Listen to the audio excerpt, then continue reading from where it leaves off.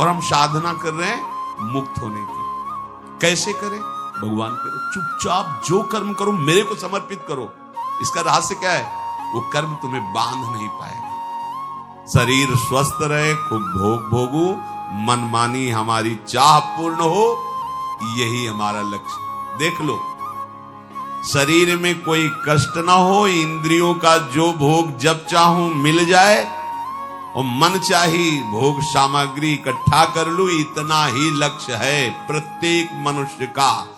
अगर कोई इससे ऊपर उठाए तो अध्यात्म मार्ग का पथिक है वो। भला कैसे परमानंद की प्राप्ति होगी? अज्ञान से। अज्ञान की निवृत्ति से परमानंद की प्राप्ति है। बड़ा मजाक का विषय बन गया है। पानी में मीन पियासी, मोहि सुन सुनियावे हासी। अगाधानंद सिंधु प्रभु हृदय में विराजमान हैं।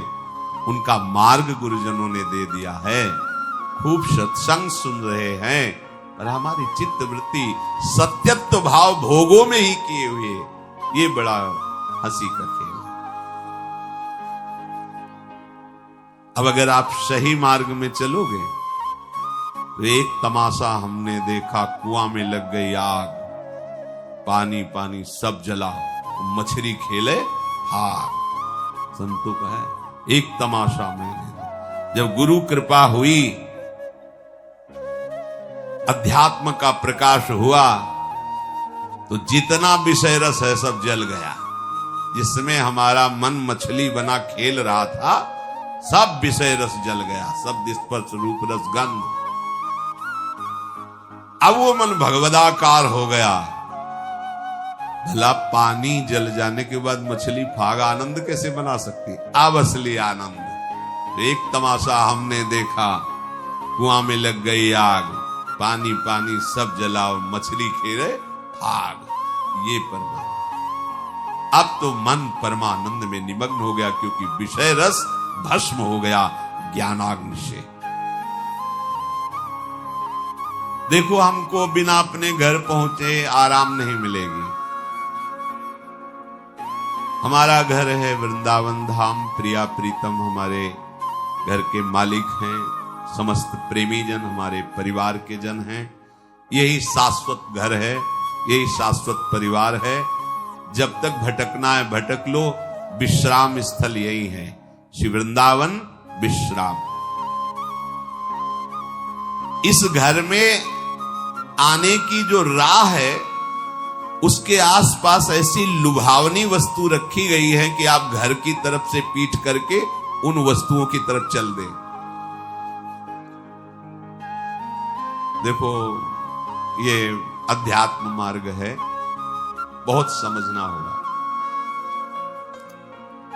आर्मी के एक जवान को जब पुष्ट करना होता है, तो चढ़ाई में चढ़ना है तो वजन हल्का करना चाहिए ना, और वजन बढ़ा दिया जाता है।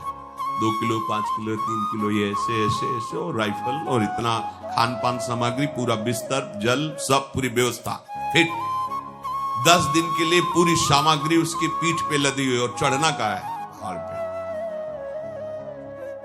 जबकि और हल्का कर देना चाहिए चढ़ाई का से, नहीं, कमजोर नहीं रखना अपने जवान को। ऐसे ही श्री भगवान कहते, जिस पर मैं कृपा करता हूं सर्वस्व नाश कर देता हूं। बंधु विच्छेदम, परिवार उसके प्रति नफरत करने लगता है। जीवितम कष्टेन सा कष्टेन जीवितम, वो बड़े कष्ट से जीवित रहता है। सुन के डर जाओगे, सुन के डर जाओगे कि अरे भगवान कृष्ण की कृपा का ये फल है, ये तो हमें बिल्कुल नहीं चाहिए। और इसमें गूढ़ बात है, ये भयावह करके परमानंद की बात श्री भगवान के। जैसे बनचंद महाप्रभु जब राधा वल्लभ लाल जी का मंदिर बनने का था, तो बहुत से धनी मानी तैयार हुए, तो उनका जो राधा वल्लभ लाल जी का मंदिर बनवाएगा वो मर जाएगा। अब आगे आओ, कौन बनवाएगा? कोई नहीं। सुंदर दास जी ने जब सुना तो उन्होंने विचार किया कि प्रभु के मंदिर बनवाने वाला मर जाएगा, जरूर इसमें कोई रहस्य है। जरूर कोई इसमें आंतरिक रहस्य है। वो आगे आए, उन बंचन महाप्रभु के चरण पकड़े और कहा, प्रभु ये सेवा मुझे दीजिए। बोले पता है तुम्हें, जो मंदिर बनवाएगा वो मर जाएगा। बोले प्रभु तैयार हो, वैसे ही मरना है, प्रभु के लिए मरना, तैयार हो, ठीक करो सेवा। और प्रभु एक इच्छा है, एक बार मंदिर बन जाए और 1 साल राधा वल्लभ जी के पूरे उत्सव देख लूं, फिर मर जाऊं तो। मुस्कुरा दिए, बोले ठीक है, ऐसा ठीक। मंदिर बना, 1 साल उत्सव हुई और श्री जी के सामने बनी वृषभानु नंदनी आज, भूषण वसन विविध पहिरेतन, पिय मोहनित साज।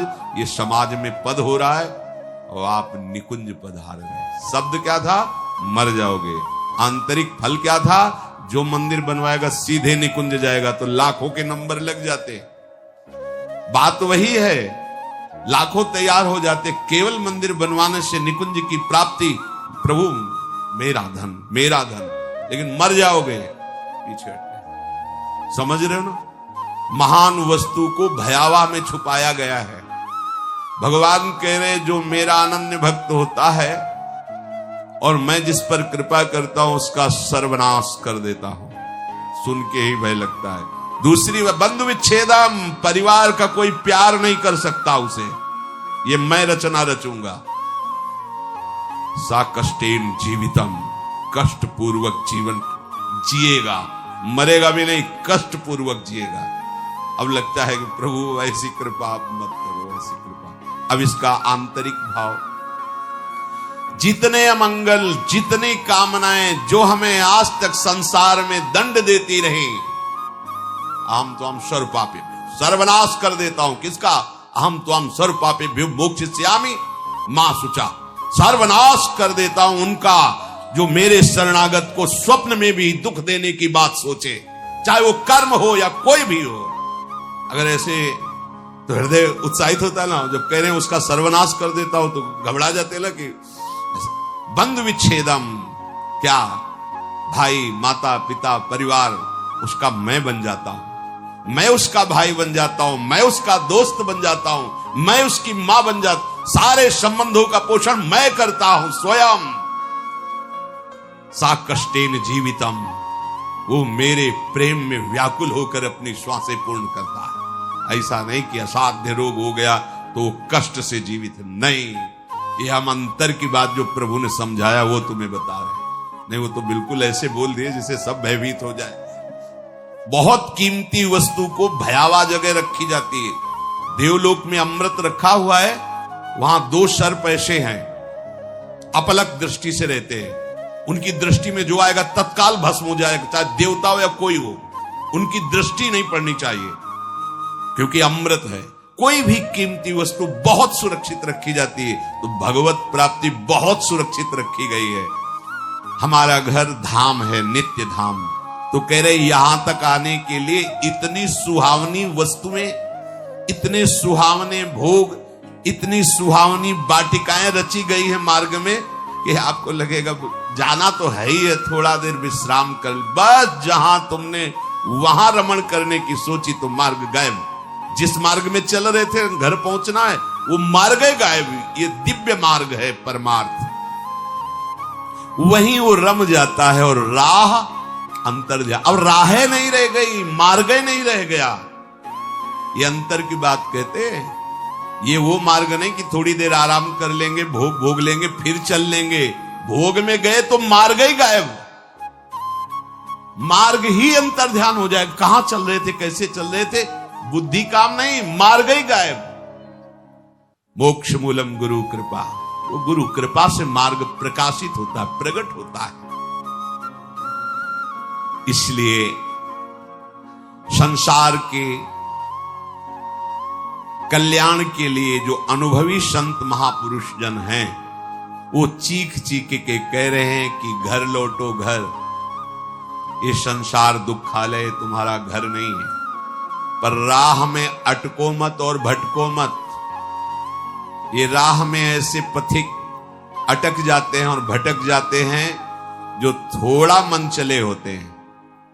थोड़ा मन चले अर्थात मन के अनुसार कर। इस मार्ग में मन चलों का खेल नहीं है। इस मार्ग में मन को निग्रह करना है, मन को हटा करके अपने प्रभु तक पहुंचना है। कब तक इस मन को दुलार करते रहेंगे? थक गए। कभी विचार करके तो कितना गंदा है मन, कहां फंसाता है, कहां लगाए हुए हैं। सोचो कहां लगाए, कितनी भुलावे की खेल। ऐसे अभक्ष पदार्थ खवाता है, ऐसे अपेय पदार्थ पिलाता है, ऐसे अकृत्य कृत्य कराता है जिसे घृणा हो जाए। पर ये माया ऐसा आसक्त कि उसी में वो जीना, उसी में सुख, उसी में वो आनंद का अनुभव करना चाहता है। अनित्यम सुखम लोकमिमं प्राप्य भजस्व माम। ये अनित्य है, असुख है संसार। प्रभु का भजन करके प्रभु को प्राप्त हो। स्वयं कह रहे हैं इस अनित्य में मत फंसो। ये तुम्हें स्वतंत्रता दी गई, तुम प्रारब्ध के अधीन नहीं हो, कोई पशु नहीं हो, मनुष्य हो। प्रारब्ध शुभ अशुभ कर्मों के जो संचित हैं उनमें से कुछ परिणाम निकालकर इस शरीर को दिया गया है। आप जो चाहो कर सकते हो, और पाप कर सकते हो और बहुत दिव्य भजन करके भगवान को प्राप्त कर। ये स्वतंत्रता है आपकी, बिल्कुल स्वतंत्र हो। आप मनमानी आचरण कर सकते हो और आप शास्त्र के अनुसार चल सकते हो। आप गुरु की वचन के अनुसार चलकर परमात्मा प्राप्ति कर सकते हो और मन के अनुसार चलकर दुर्गति को प्राप्त हो सकते हो। पूरी स्वतंत्रता है मनुष्य जन्म में। पर ध्यान रखो ये शरीर क्षण भंगुर है, कभी भी नष्ट हो सकता है। संसार के चाहे जितने पदार्थ और पद समेट लो, तुम्हें कभी शांति नहीं मिलने वाली। देखो आप लोग तो कुछ ही लोगों से मिलते हैं। बचपन से भगवान के शरणागत मार्ग में रहे तो कानपुर महानगर है, एक से एक पदाधिकारी, धनी, फैक्ट्रियों के बड़े बड़े मालिक ऐसे मिले हैं जिनके पीछे 10-10 गाड़ियां चल रही, लोग गनर अंगरक्षक के लिए रखे, बड़ा वैभव। और जब एकांत में मिले हैं, उन्होंने अपनी बात कही है, तो एक साधारण पुरुष से भी ज्यादा वो अशांत है। एक किसान आराम से मेहनत करके 4 रोटी खा के सो जाता है, उनको नींद भी नहीं आती। ऐसे परिवार में कलह है, वैभव इतना है, ऐसे परिवार के आचरण को देख देख के जल रहा है, अशांत हो रहा है। क्यों? फिर सिद्धांत गलत हो जाएगा। भगवान से विमुख को स्वप्न में भी शांति नहीं मिल सकती। आप लोग तो अब आपके सामने जब उतरेंगे तो आपको तो लगेगा ही कि 10 गाड़ी पीछे चल रही। इनके एक मैदा फैक्ट्री के मालिक आते थे, 10 मैदा फैक्ट्री थी, कैसी उनका वैभव। और जब एकांत में बात करते तब हृदय यही कहता, ओहो, भगवान से विमुख होने के कारण देखो सब कुछ है लेकिन कुछ नहीं है। जिसे शांति कहते हैं, जिसे सुख कहते हैं, जिसे विश्राम कहते हैं। भगवत भक्त जो भजन परायण है, चरित्र में देखा गया उनके पास सही वस्त्र भी नहीं, भोजन भी नहीं, और परमानंद में डूबे, परवाह, आनंद मगन, शांति। उनके हृदय में शांति क्या, उनके समीप पहुंच जाओ तो तुम शांत हो जाओगे। उनके दर्शन कर लो तो हृदय विश्राम मानने लगेगा। इसलिए तुम्हें यदि परमार्थ का, अध्यात्म का मार्ग मिल गया तो तुम बड़े भाग्यशाली हो। अब तुम्हें सावधानी ये रखनी कि मार्ग छूटने न पावे। अध्यात्म मार्ग बहुत बड़ी कृपा से मिलता है। ये हम लोग अज्ञानी हैं, पाए रतन चीन्ह्यो नहीं, दीन्ह्यो करते डाल। ये माया श्री कृष्ण की मोहे सब संसार।